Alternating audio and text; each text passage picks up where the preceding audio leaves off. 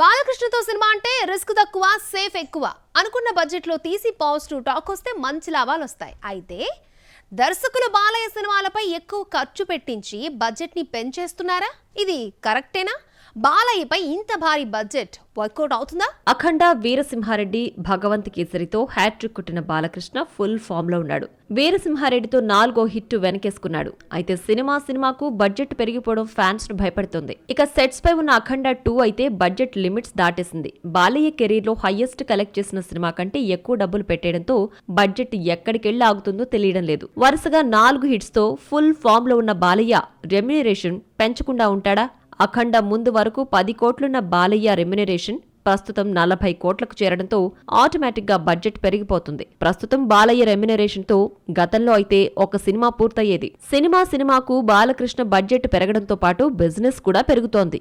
అఖండను 53 కోట్ల కమ్మితే 75 కోట్లు తీసుకొచ్చింది. వీరసింహారెడ్డి దగ్గరకు వచ్చేసరికి ఒకేసారి బిజినెస్ 20 కోట్లు పెరిగి 73 కోట్లకు అమ్మగా 80 కోట్లు రాబట్టింది. ఇక Bhagavanth Kesari message oriented movie కావడంతో బిజినెస్ తగ్గి 67 కోట్లకే జరిగితే 71 కోట్లొచ్చింది.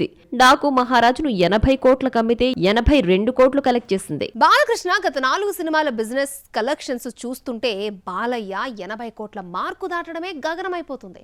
82 కోట్లు కలెక్ట్ చేసిన డాకు మహారాజ్ హైయెస్ట్ షేర్ గా నిలిచింది. ఇలా 100 కోట్ల క్లబ్ బాలయ్యను ఊరిస్తుందే కానీ దక్కడం లేదు. బడ్జెట్ మాత్రం అఖండతో 100 కోట్లు దాటేసింది. అఖండ 2 వచ్చేసరికి బోయపాటి బడ్జెట్ ను భారీగా పెంచేశాడు. హ్యాట్రిక్ కాంబినేషన్ లో వస్తున్న 4వ సినిమాపై భారీ అంచనాలున్నాయి. సినిమాను పాన్ ఇండియాగా రిలీజ్ చేస్తున్నారు. బోయపాటి సినిమాల్లో యాక్షన్ సీన్స్ ఓ రేంజ్ లో ఉంటాయి. ఇంతవరకు 100 కోట్ల కలెక్షన్స్ లేని బాలయ్యపై 120 కోట్ల బడ్జెట్ పెట్టేయడం రిస్కే కానీ హిట్ టాక్ వస్తే మాత్రం పెద్ద కష్టం కాకపోవచ్చు. అఖండ 2 తర్వాత బాలయ్య గోపిచంద్ మలినేని దర్శకత్వంలో నటిస్తున్నాడు. వీరసింహారెడ్డి సక్సెస్ తర్వాత ఈ హిట్ కాంబో రిపీట్ అవుతోంది. డిసెంబర్లో రెగ్యులర్ షూటింగ్ మొదలవుతుంది.